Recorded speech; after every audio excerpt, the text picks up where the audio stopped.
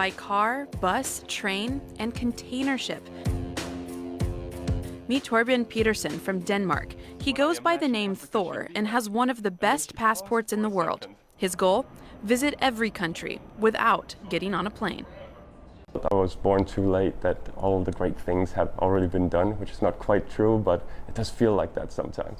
So to hear that no one's gone to every country in the world without flying, I sort of felt like I could take that challenge upon myself and do it, not knowing exactly how hard it was going to be.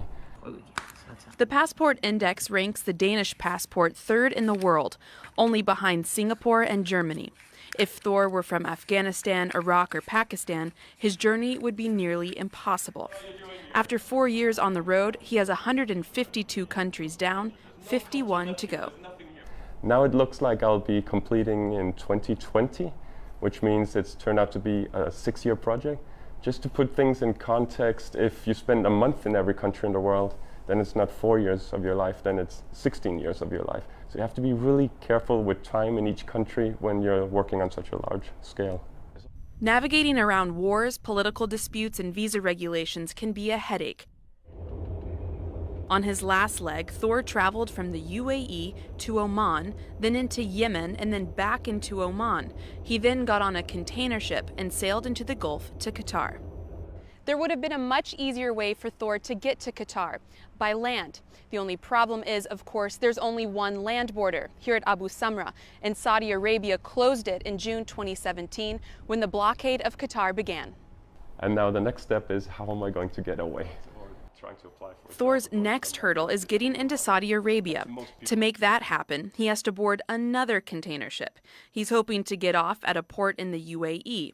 But if not, he will have to sail to India and then head back towards Bahrain. That is, if he can get a visa. It's a political and logistical nightmare. But he says being an explorer and meeting people is what makes the journey worth it. It's really a mindset in relation to how are you going to meet people around the world, on the other side of the border, on the other side of the planet, a different skin color, a different ideology. How are you going to approach those people? And I truly do believe that a stranger is a friend you've never met before, but it's really up to you. Instead of souvenirs, Thor collects selfies. Now he has one from Qatar to add to his list, with only 51 more countries to go.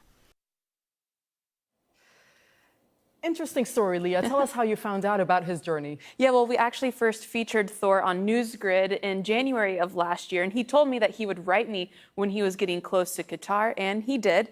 He has 3 rules, though, on his journey. He has to spend at least 24 hours in each country. He cannot take an airplane, and he cannot return home before he's finished. He's an upbeat character, but says being away from friends and family is for sure the hardest part. So I promise you, I feel lonely on this project, although a lot of the time I'm together with a lot of people. I guess you would say it's the same kind of loneliness that you feel when you go to a party. He got engaged on his journey on top of Mount Kenya and has been away from his fiancée for years. She joins him on some of his trips, though. She, though, uses airplanes to get to him. Going to every country also means going into war zones. He's been to Syria and Yemen. But as he told me, even in conflict zones, people fall in love, get married, and try to move on with their life. Now, you can follow along with Thor's journey. As I was saying, he has 51 countries left to go. You can see if he gets into Saudi Arabia and how he'll get there. His Twitter, Facebook, and Instagram handle are all Once Upon a Saga. You can use also our hashtag to tweet him questions. That's at #AJNewsGrid. Doreen.